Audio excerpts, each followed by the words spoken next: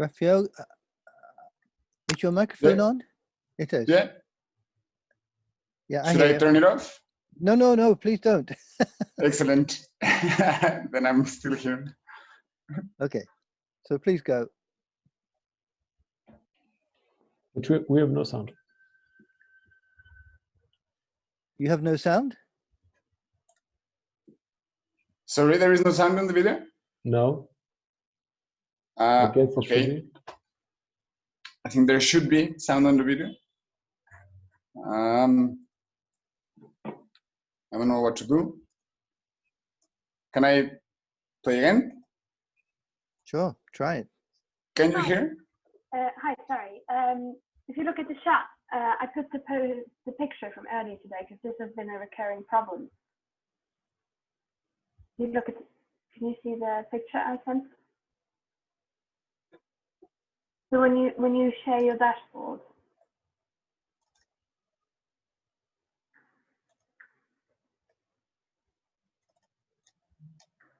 No, sorry, I don't know even what I'm doing. So when you share a screen, there's an option to share the audio as well, and you need to click that. So try unsharing your screen now and then sharing it again. And there should be an option somewhere there to share audio as well. Okay.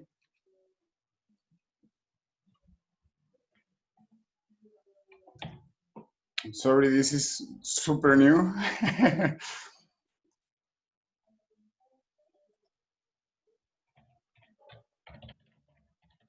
I'm sure. I'm sorry, there was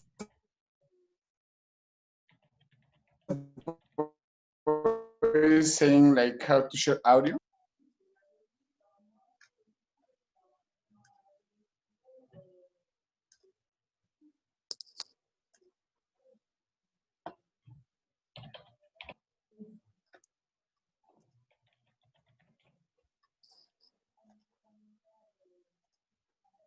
Yeah, so in the screen where you share to share the screen in that screen.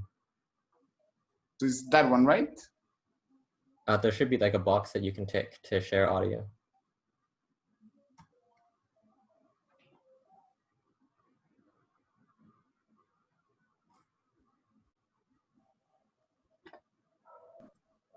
Let me see if it works. So I'm going to go again into the video, okay?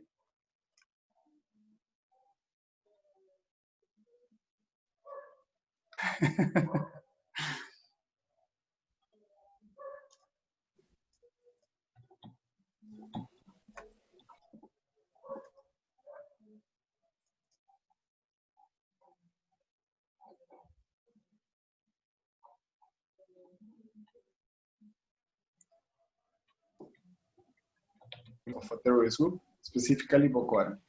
So we know a lot about mobility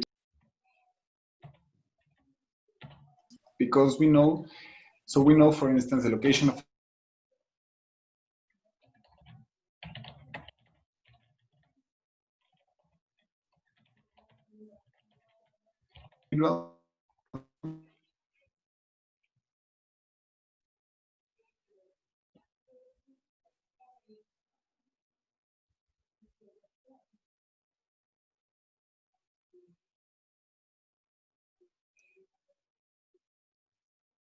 where they purchase something or see individual.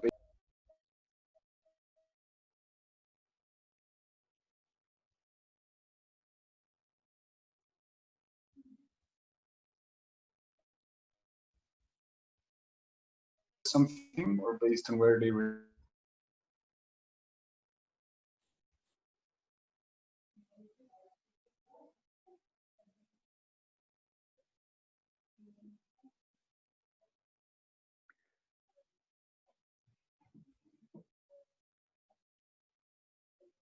Rafael, maybe you can share your screen and you speak over the video. Tell us what the video is saying.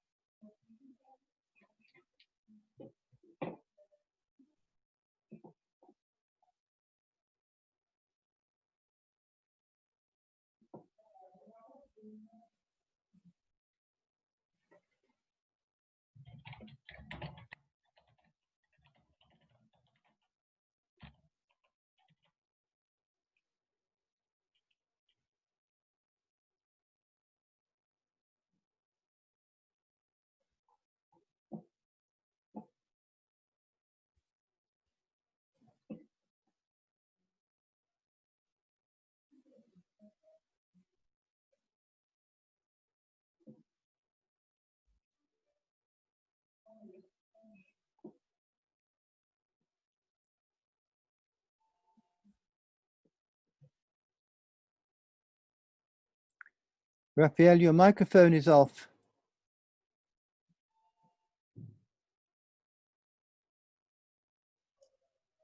Can you hear me okay?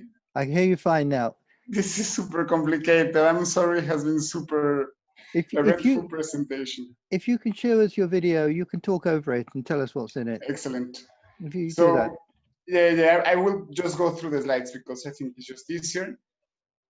We have a lot of terrorist events and we want to apply mobility studies into those events. Boko Haram is the case study, which has more than 3,800 events. And something interesting, and this is where the story is starting. If we look at the sequence of all the events from Boko Haram, we estimate that, well, the person has to move, as we do with CDR data or with other types of data, and they would travel around the Earth 14 times in 7 years.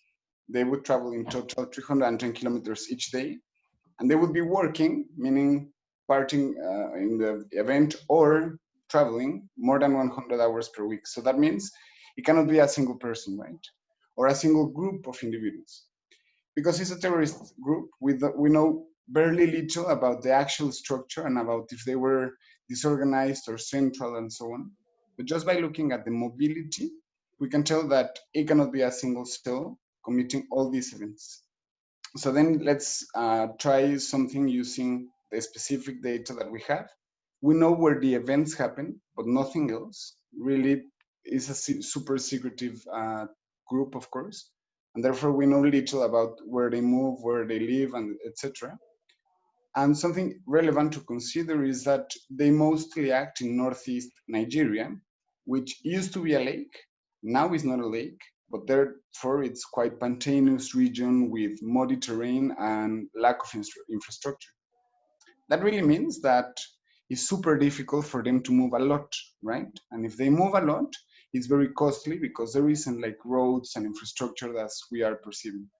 Therefore, what we're going to use is the data from ACLE, fantastic open access data set that registers events from mass media, but local media as well. And therefore we know that we get most of the events from Boko Haram, maybe not all, but most of them. And in total, we have nearly 3,800 events. And the method is basically this. We assume from day one that for every event that we have in the data, there has to be a cell. We call it a cell because it's like a group of people. We don't know if it's a group or they are competing with each other. From the event, we assume that they can move at a certain speed. We call it nu. And they move, as you notice here, with concentric circles, which is based on our misinformation from them. The larger the disk means that we don't know where they are. Smaller the disk means that the event just happened.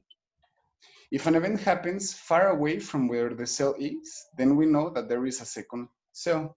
So therefore, in day 2, you can see that there was a second cell because there was an event here and then a second event. We assume that if there is no nearby cell, then there has to be a newly created at least or newly known for us cell, as in day 2 or day 4 where there is a new cell forming. And if there is a cell nearby, then we assume that that cell was responsible for the event. If there are more than 2, which happens frequently, we randomly choose one, and we assume that after a certain point, they move a maximum distance. So in this scheme, you have everything, all those cases, which is one event that moves up to the maximum distance on day 5. We have another cell which moves, and then by day 4, they actually have another event nearby, and we update their location. And we can see here that with this simple drawing, that by the end of day 5, based on those events, we assume that there are 3 cells with their last known location as those events, but also with the uncertainty of the distance that last we know where the cell was responsible, okay? It has 2 parameters, which are the daily speed, mu, and the maximum distance, mu. And with those 2 parameters, we have all we need for trying to analyze the mobility of the group. So those 2 parameters gave us some interesting results, which I'm going to present now. In the horizontal axis here, we have all the speeds, and in the vertical axis, the maximum Rafael, distance. Well, Yes. we cannot see your slides. Well, I cannot see your slides. I can see your face. Okay. I This can. is There is no sharing of slides. Can you now see my screen? That's better. Yeah, great. Right. This has been quite challenging. So I was just presenting this scheme of where the cells move, which is based on their last known locations. From day 1 to day 5, the uncertainty becomes larger, and therefore we have larger disks. When there is a cell nearby, then the cell that is near the event is responsible for the new event. If there is no if there is no cell nearby, then we assume that there is a new cell forming, as it happens in day 2. And we simply update based on these two parameters, distance and speed, the locations and the positions of the cells.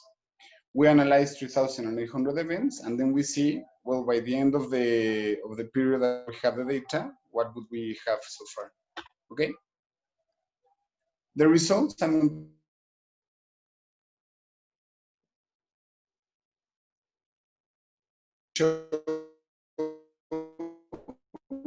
in the last 3 minutes, and what we noticed is that even if they move a lot, let's say 100 kilometers each day, which remember is a muddy terrain, is difficult to move, let's say up to 200 kilometers between 2 consecutive events at most, then Boko Haram has to be divided in at least 50 to 60 active cells.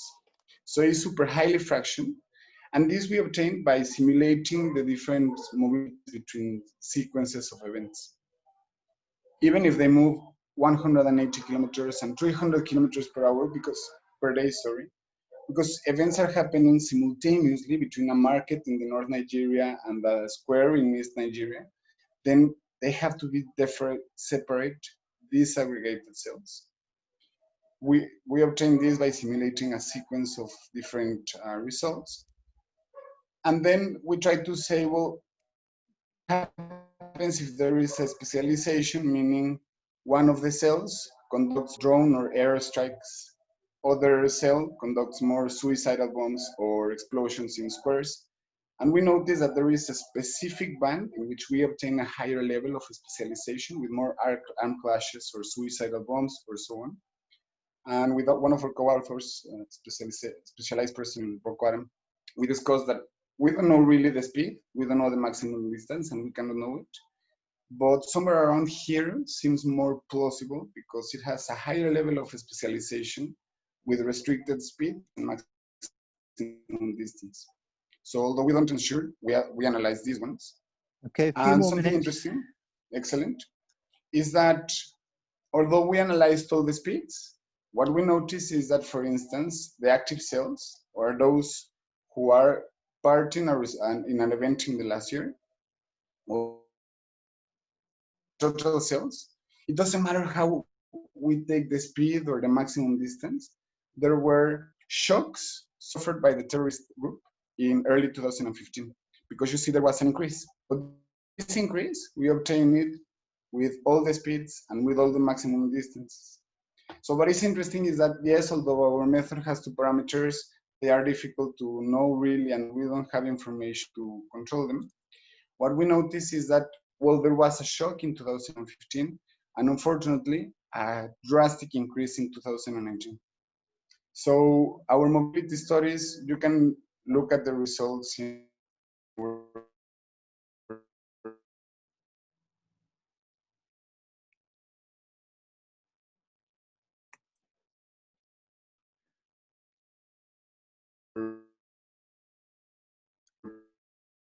Okay, Rafael, you've frozen for me.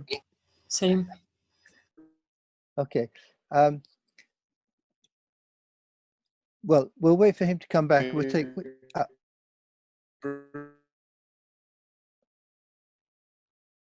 Okay, I think we better press on, otherwise we're going to be late. We'll take questions later. That's very interesting.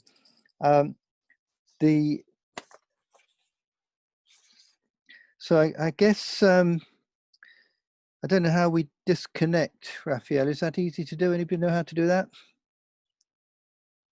If you do, please do it. So the next speaker is Pierre Parrend. You want to take the screen, Pierre?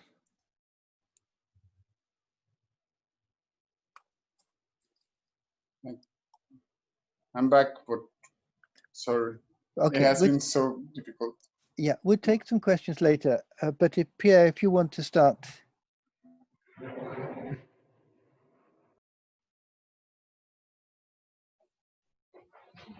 Yeah, do you hear me? Yep. Okay, very nice. So, hello everybody. So, I'll talk to you about another issue on security, and namely far more on the virtual part. Just okay, here we can go on with the slide, and namely cyber security, which is work which originates in numerous discussion with other parts of the complex systems community, namely biologists, colleagues working on natural immunity, and also the colleague working on bio-inspired algorithm and optimization. So I'll present you AI Square, which is artificial intelligence for artificial immunity, and the approach we're working on. The need, which appears suddenly and is unfortunately always renewed, the approach, the core of the analysis engine, and if we have some minutes left, I'll talk you a bit about the architecture of the solution.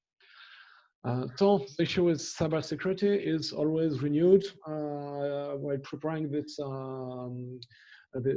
this presentation, I found very interesting and actually very recent information about something which is also bound to immunity and very up to date, namely the complex cyber attacks against the supply chain for the COVID-19 vaccine. And it appears that since the beginning of the year, we face a very huge campaign of cyber attacks, very different kinds. During the first wave at the beginning of the year, there was a lot of spam and ransomware, which targeted actually individual people working remotely from home, and this led the place to more complex hacking in July and August, targeting no longer the people but the chains of building the vaccine and building the response against the disease. And at the sound, a cyber attack wave, then came phishing, and something which is very interesting because this is one of the first cases in the history of cyber attacks that attacks are actually performed proactively. Usually there is so attacks on espionage against people who have information, and there in September there were a lot of attacks against medical firms which were working on potential vaccine, but nobody knew who would get something on it, which is something which is very unprecedented prepositioning, and which is also bound with an emergence of totally new attacks against the supply chain. Here we're talking a lot about the supply chain of the vaccine and the cold chain of the vaccine. And since 2 years, something which is emerged, which highlights again the need for being able to find from complex traces. We had just before a very interesting presentation by Rafael on the traces that terrorist group left on the machine, on the servers, on the application. Hackers also leave traces on the form of logs. And if you can extract networks out of this, so you get very complex, very intricate, and very huge network of interconnections. And what we want to do is being able to find these attacks. Okay, of course, we cannot afford to wait that we have two years of history. We need to be very proactive and identify new kind of attacks against new actors, against new industrial supply chains, like new enterprises. So we need to have new solutions. The work about artificial immunity dates back from the early 19th, work of Stephanie Forrest and a group of Arma at the beginning of 2000.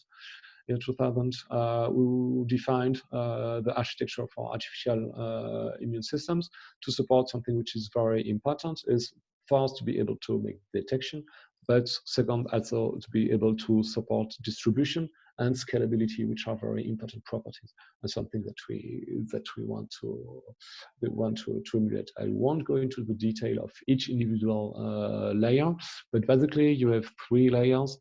You have the endpoints of the users, you or maybe the trucks which transfer the vaccine.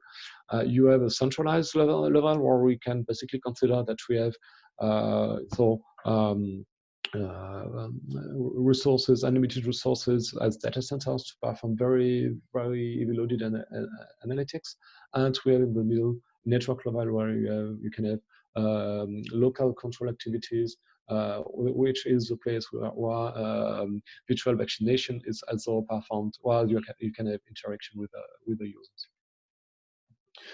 So what do we take out of this? If you want to build an artificial immune system, you need 3 core properties, which are first, the capability of detection, second, the capability of memory, and third, the capability of tolerance. Detection, of course, you need to be able to identify new issues, new attacks, new ways to infect the systems which were maybe not connected before. Like in the case of our cold chain connection, we have new network of partners, a new interaction. So we need to, have also very few time to learn normal behavior. The second is memory. You need to be able to capitalize on the detection you make, so that you can, if you have renewed detection of events which already occurred, react very, very, very quickly. And this is, if we make the parallel with the candidate COVID-19 vaccine, this is what may be lacking in the messenger RNA vaccines, where you build your own detection by inserting the mRNA, but you do not activate the usual memory path of the vaccination, so nobody knows if the vaccine will be active more than 6 months. I will let the biologists tell more on that, and I'm not sure that anybody has yet enough clue about that.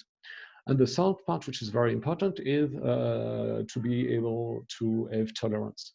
I mean, you want to distribute vaccine to new people, to new communities which are evenly distributed, which use heterogeneous information systems and delivery systems. So you need to be able to adapt very, very quickly to that. And on top of that, we of course want to be very decentralized, so as to support scalability and very adaptable. We have worked on a full artificial immune ecosystem for several years now, and we have one complete implementation of the model, which provides both capability of memory, being able to find previous failure or signature detection, being able to find deviation of normal behavior, and tolerance and scalability, which is supported by the fact that we want to be able to learn very quickly from experts through basically to statistical semi-supervised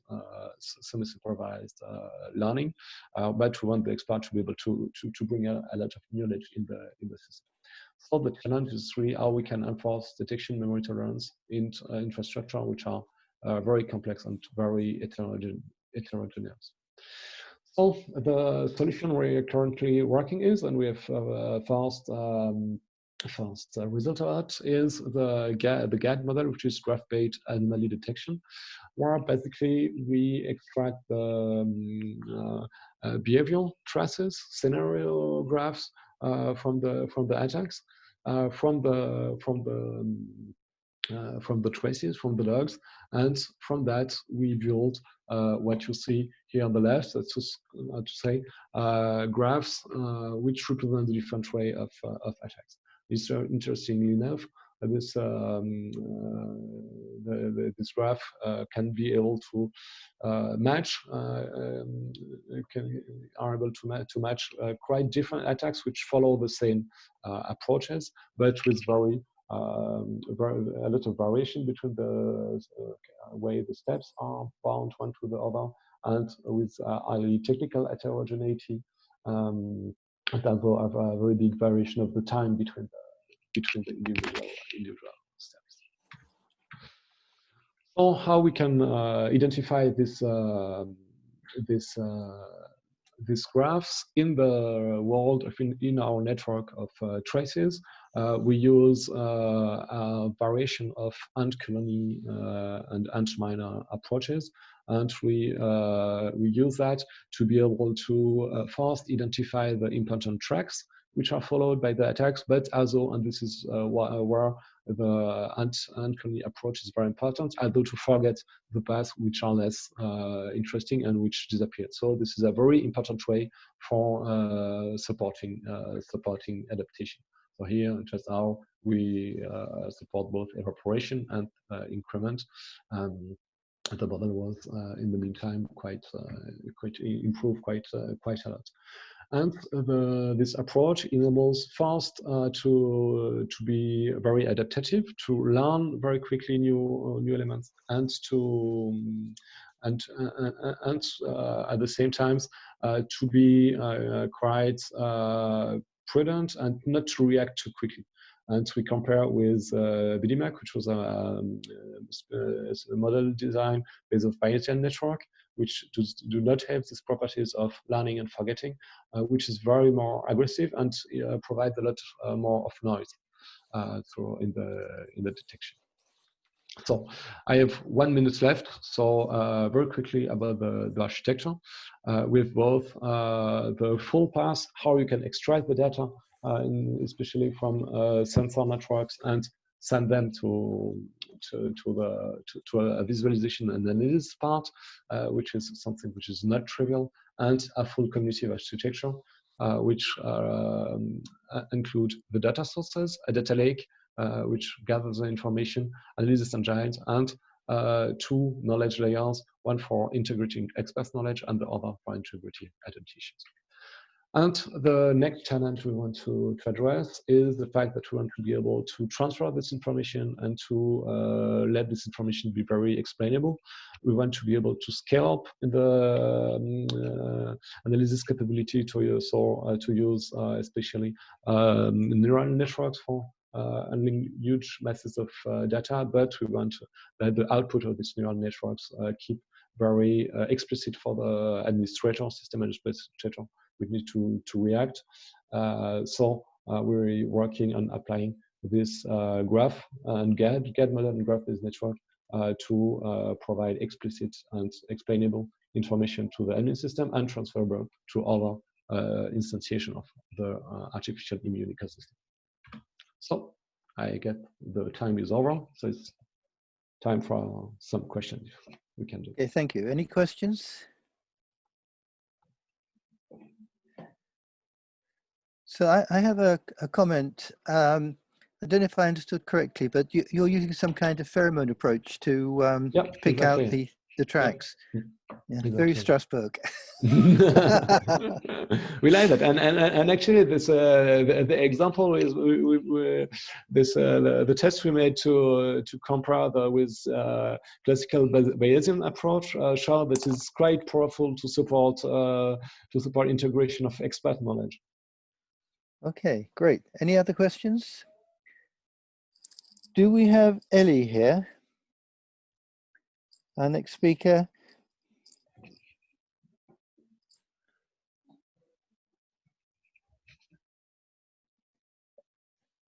So is Elie here? Perhaps not. Okay, well, I suggest then that we ask Rafael to finish off his talk. Are you still there, Rafael? Yes, I'm here. Okay. So, can you see my screen? Yeah, I can see you. And my screen? If Elie turns up, please shout. Sorry, Jeff, are you looking at my screen? I'm looking at your screen, yes? Excellent. Now it's working. So, I was saying we are looking at events from Boko Haram based on their speed and their maximum distance. We applied techniques to detect how divided they are. We tried different speed parameters and different distance parameters, all within reasonable speeds and distances. And I was actually here, I think this is the most interesting one, which is when cells are super slow, of course, each cell stands in a separate event. And therefore we have, with very little speeds, a huge number of cells because they barely move. If we have a lot of speed, then they reduce the number of speeds, the number of cells very fast, okay? But the interesting part is that based only on the number of events of Boko Haram and where they took part, we can say that at least there are 40 active cells, roughly between 50 and 60 according to what our results are showing, because what we did is some specialization metric, which is based on detecting whether a cell has more suicidal bombs or more attacks or armed clashes or so on. Interestingly, I think is that we move different speeds and parameters. So we trial the parameter space, let's say. And by analyzing the whole parameter space, what we detected is that the group has to go some shocks and on their goals, a specific shock, the first of 2015, the number of cells and the number of active cells increases substantially. And this is based on the fact that the events in which the Boko Haram cells are taking part have a different structure to the way it was in 2014. Interestingly, is that if we look at different speeds and distance parameters, which are here for simulation runs, what we have is in orange, the number of active cells according to different speeds, and the number of total cells, total because if a cell, say, has been inactive for a lot of time, we say it's a cell, but it's no longer active. What is interesting is that we know that it has to increase, and it's always increasing the number of total cells, but it doesn't matter where we stand in the parameter space.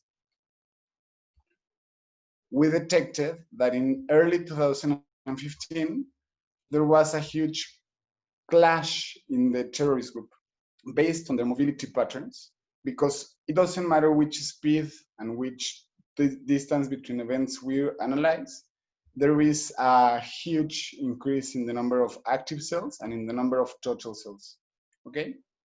And this is interesting because if we analyze also 2019, we detect also that the terrorist group is undergoing through some shocks, which are changing the number of active cells from the group. Something interesting is that we spoke with our colleague who is a specialist in Boko Haram, and he shared that in 2019, the group is mostly splitting also into more groups. And so therefore we are also detecting that through their data, through their events and their mobility patterns. We then constructed a network of the terrorist events. And the network is quite simple. We know when the terrorist event happens, and we, based on our model, say if a cell moved from one location to the next one. And what we did is let's measure how many times a cell journey or travels between these two different locations. Here, for instance, is the city of Maiduguri, northeast Nigeria, and is the most attacked city from Boko Haram. So there are a lot of journeys done from Maiduguri to other cities. What is interesting is that if we try to forecast where is the next event going to happen, is super difficult because there are too many locations and they are not necessarily urban attacks. And therefore, detecting specifically the next point is super complicated. However, what we notice is that maybe we can detect the journeys.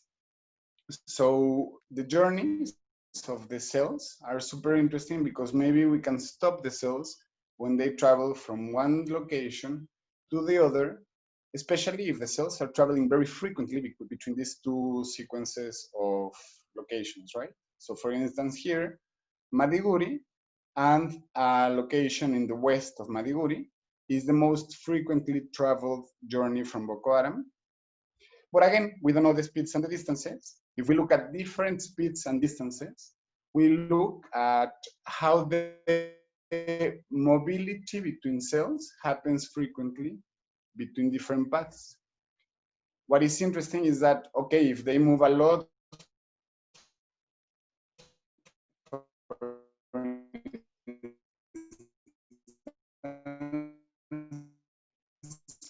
in the lower right-hand side of the screen, and they feel mobility in the lower left-hand side, they cannot move that much, and that's why we have only a few journeys. What is interesting, and I think this is a very relevant result, is that we notice that there are a lot of international cross-border crossings, which means frequently a group from Boko Haram is in Nigeria, commits an attack, and crosses the border to Cameroon, or crosses the border to Niger in the north and south, respectively. And this happens much more likely than randoms. So here again, we know all the speeds on the horizontal axis, all the maximum distances, and this gives us the number of international crossings from the cells. So here you see that roughly 1 out of 3 times that a group moves around this region of the parameter space, 1 out of 3 times, a cell is going to cross an international border. And you see it on this map. Like, it's super frequent that a cell is in Niger, attacks here, and then crosses to Cameroon. Or vice versa, from Cameroon, commit an event, and cross back to Nigeria. This, if you imagine, is super challenging because the army from Nigeria cannot cross the border to Cameroon, and the army from Cameroon cannot cross the border to Nigeria. They have all these countries, also Benin, have formed the Multinational Joint Task Force, MTGF, for precisely trying to fight back the fact that cross borders are becoming more and more tricky to follow Boko Haram cells. What we just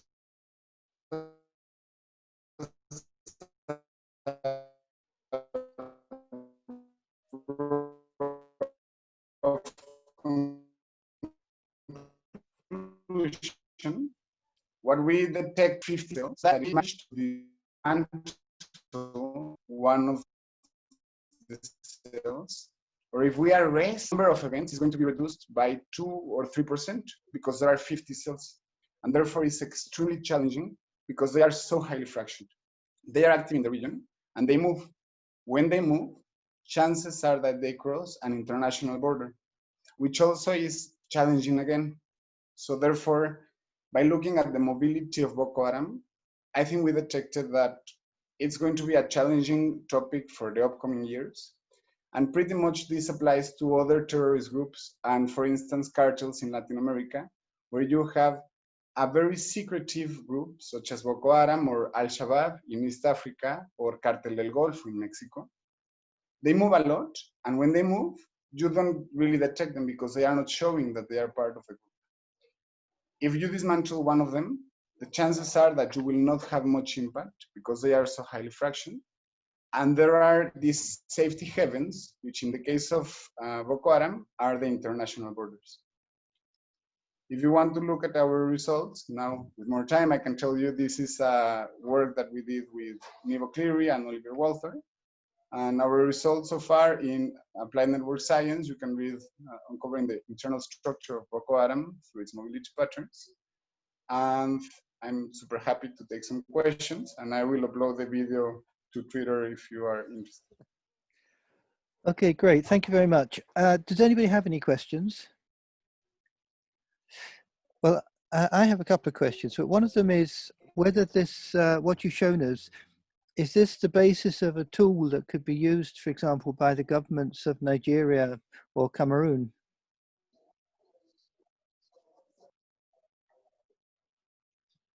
Yeah, I hope so. That rather than just a tool, because the code is quite simple, really, it's just location movement, location movement. Yeah. It's the idea is that roughly we only know the paths or the footprint, means the events in which they are taking part. We have a policy brief in the PIC website, precisely to try to work with the multinational joint task force to show them that mobility could be one of the key elements to analyze different cells from Boko Haram. The code is super simple, as I said, but I think it's a powerful tool to detect where to stop Boko Haram before they actually get to, and then we cannot do much. Okay, thank you very much. Any other questions, or shall we move on? I don't see Elie Alhajjar in the audience, so I guess she didn't make it. That's probably technology, but I'm glad that 3 out of 4 made it. That's not bad. So move on to our last speaker, which is Phil Davies. If you want to free up your screen, Rafael.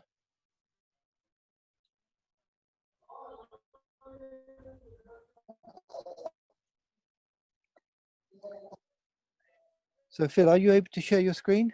Yes, I am. If it's ready to go, good afternoon, everybody. I have Raphael's presentation on my screen. Can you hear us, Rafael? So. Yeah, Phil, you should be able to share your screen and then take the screen sharing. Okay, great. So you share your screen, Phil, and hopefully you'll take over.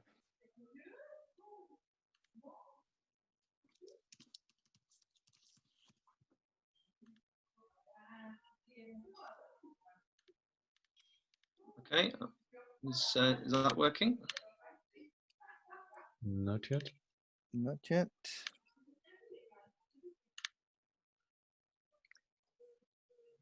Ah. Oh. Okay, we good to go? Yeah, I've got it. Everybody else got it? Great. Okay, good afternoon, everyone. I'm Phil Davies. I'm a senior police officer in Greater Manchester Police in the UK. I've been collaborating on a project with the Open University in relation to using complex systems using applications of complex systems to assist with police policy decision making. I'm just hoping I can remove people's faces from the screen there. Just 1 second, there we go.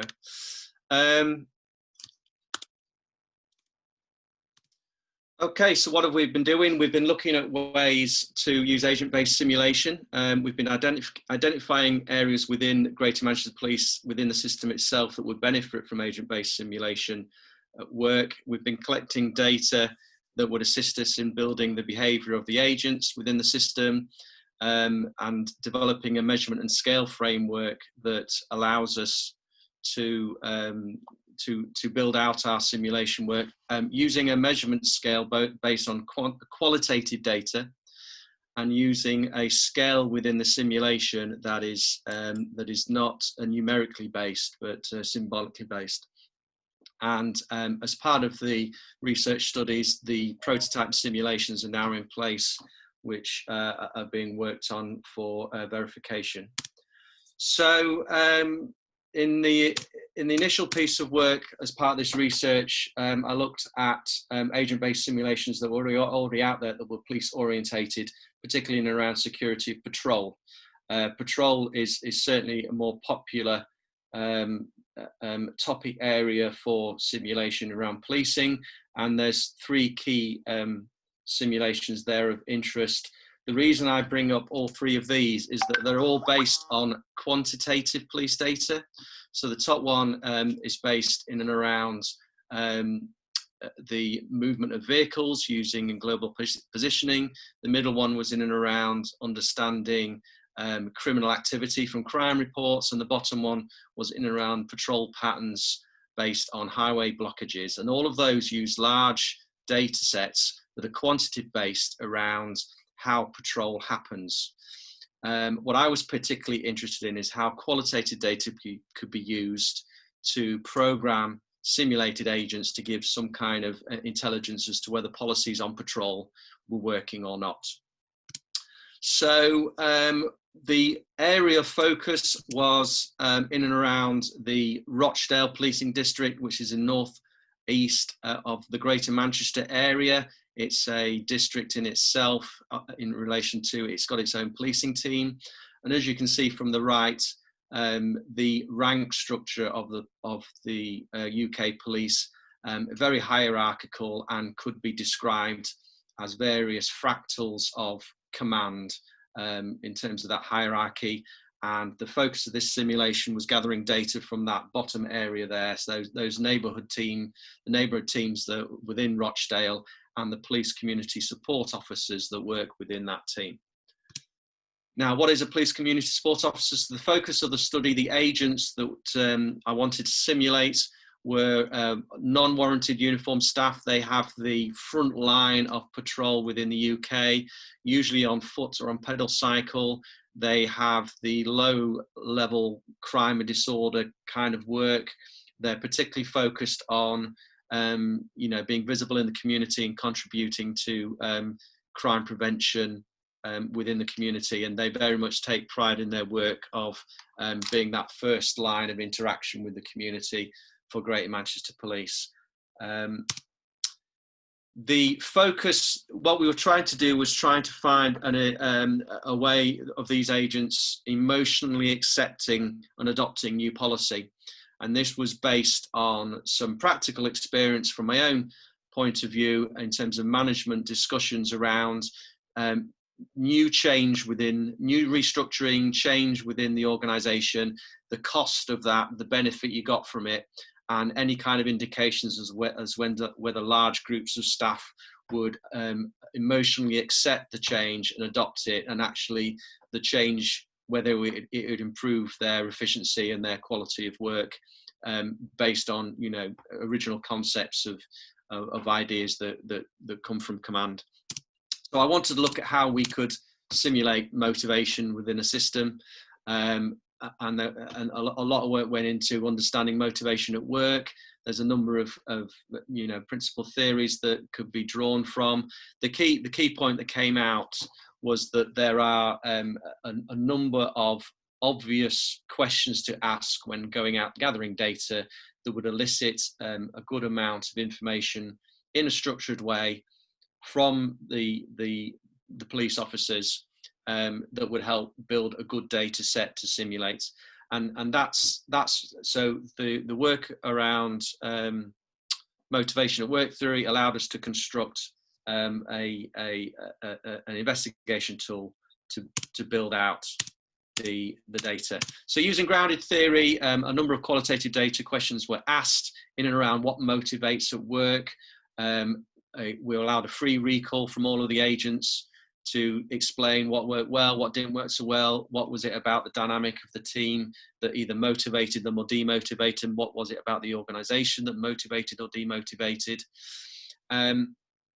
And it was really about trying to draw out those complex phenomena into categories that could then be turned into code to be simulated. And the grounded theory method here really allowed some in-depth questioning of the agents to give that data to hopefully provide a much more rich simulated agent in the system and how they would behave. So the fieldwork did a representative example of Rochdale's officers, 10 interviews, 6.5 hours of transcripts in relation to those interviews, and using grounded theory approach, over 1,300 individual open codes were recorded from their responses that linked to motivation. They were then compiled and categorized into key themes of behavior. those categories were then identified for taking forward into the simulation, and the top 6 were chosen in relation to behaviors that could be created in the system. So there was one in and around the motivating and demotivating factors of working by themselves or patrolling alone. The second highest was around getting good feedback from their roles. That's whether they got good feedback from the community themselves, whether their supervisors told them they'd done a good job, whether they got a sense that they were actually making a difference. Orientation to geographic responsibility. So that was around owning an area, patrolling an area, and knowing and being very familiar with the area that they were policing.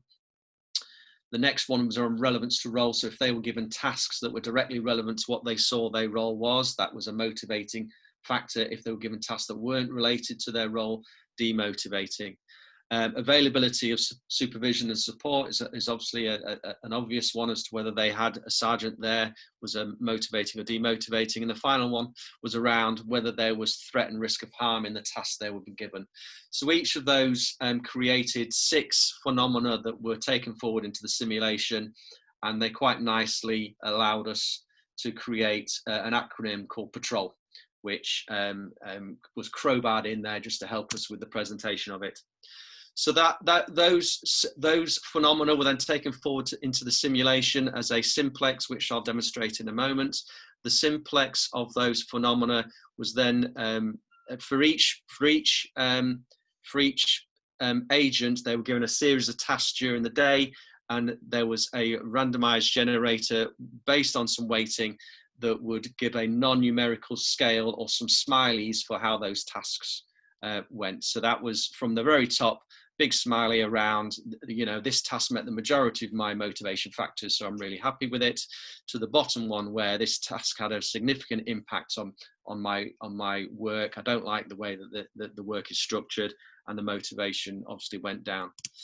So as you can see, this is representation of the simulation based on the simplices that were present. So each of the 6 are identified there. And what is going to be developed in the simulation as we advance it is how each of the agents then communicate with each other in a language that they understand the mood of the other. And then that overall social property will give us an indication in relation to whether the policy is going to be a success or not, based on the emergence of the individual properties of how the agents behave. What I'm also interested in is the emotional state and how it changes. So the principle of the simulation here was around an attractor, keeping someone in a status quo of motivation unless some significant event happens that pushes them either up or down the motivation scale and pulls them away from that attractor from their current state. As part of the simulation build, those various scenarios that are being built into the simulation now that the control code has been built, and this very much allows a sliding scale of absence or presence of those demotivating factors for each of those patrol acronyms that I described earlier. What I'm going to show you is just a couple of simulations from 2 of those. The first one is the control, which was a series of percentages of probability of something not happening or happening for each of those phenomena based on what the system currently is now. So it's mirroring the current system within Rochdale in terms of likelihood of supervisor absence, good feedback on contribution and role alignment.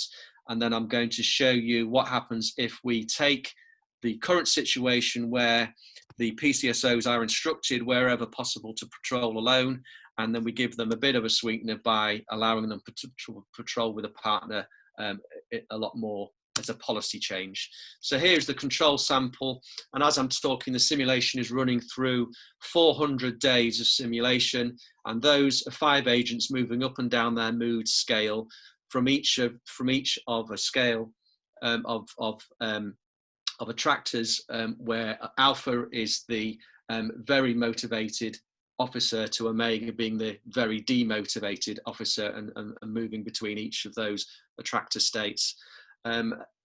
each day was set 8 tasks, and each of those 8 tasks was scored, and it contributed to the motivational score, and then that was run over 400 days to simulate a full working year, taking away, you know, non-working days and holidays and that kind of thing. The second one is the same simulation, but with an additional coding element to really reinforce the attractor. And this is part of the research questions as to whether the status quo is maintained unless you get a significant event, because people are pulled into the status quo of whatever mood they're in or whatever mood the team's in. And as you can see, the much less pronounced movement of motivational states there between those 5 agents. And the final one is when we give the sweetener that I talked about. So this is to simulate a negotiation with the staff union where a policy change has been made by the senior officer that people will be able to patrol in pairs rather than patrol on their own. So let's see how that runs over the course of 800 days. And as you can see, straight away, Agent 5 is having a much better time in relation to their randomized tasks as the others. And then all of a sudden, Agent 1 and Agent 2 are having a blinding time. Maybe they're patrolling together, I don't know, maybe they're mates. But this is the kind of response we want from the practitioners when we show them these simulation results. We want to get a feel for an immediate visual feel for whether a policy is working or not. And as you can see, towards the end of those 800 days, that entire team of agents does seem to be responding in a very positive manner to that policy change that was made at a strategic level. So that's where we are with simulation. The next piece of work, just to finalize the simulation, is to build a communication language between each agent so they can get an indication and a response to how another agent is feeling. We're going to add some greater complexity in relation to the levels in the system. And then we're going to do some validation work back with the practitioners that we originally spoke to, and obviously with some academic peer review as well, and test against a historic real policy change to see if we can align it to some data we already have on a policy change that was made to these officers. And that's just under my 15 minutes. I'll stop there and open up for questions. Okay, do we have any questions or comments?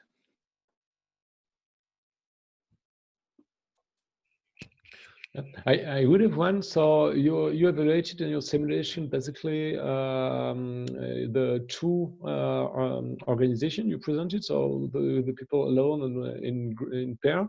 Did you have the opportunity to evaluate other configuration, or is it possible, or does it become too complex? That's certainly part of our next step. So once we have completed and verified the simulation based on the scenarios presented there, which were scenarios that were already, available and recognizable in the workplace, the opportunity to turn this into a real organizational tool would be present once that calibration work is done, because then we would then invite practitioners back in the force to suggest what might be thrown at the simulation next, to suggest a policy change as a research question, and then the simulation could be adapted to that policy question and then run and then fed back to the practitioners. So what we're trying to do is get that validation first to allow us then to have those conversations and make the simulation more complex as we have those ongoing conversations with the practitioners. Okay, thanks. Do you have any other questions? Either for Phil or for any other speakers? Okay, well, everybody kept perfectly to time, notwithstanding the technical glitch at the beginning. I guess I'll bring this session to a close. I'll thank all the presenters. I'll thank all the participants. I'll thank our host, Eleanor, if she's still here. Thank all the team from the Aristotle University at Thessaloniki who arranged this session. And I'm very sorry that Elie Alhajjar couldn't be with us. And I'll say thank you all very much and good night. Bye-bye. Thank you all. Great.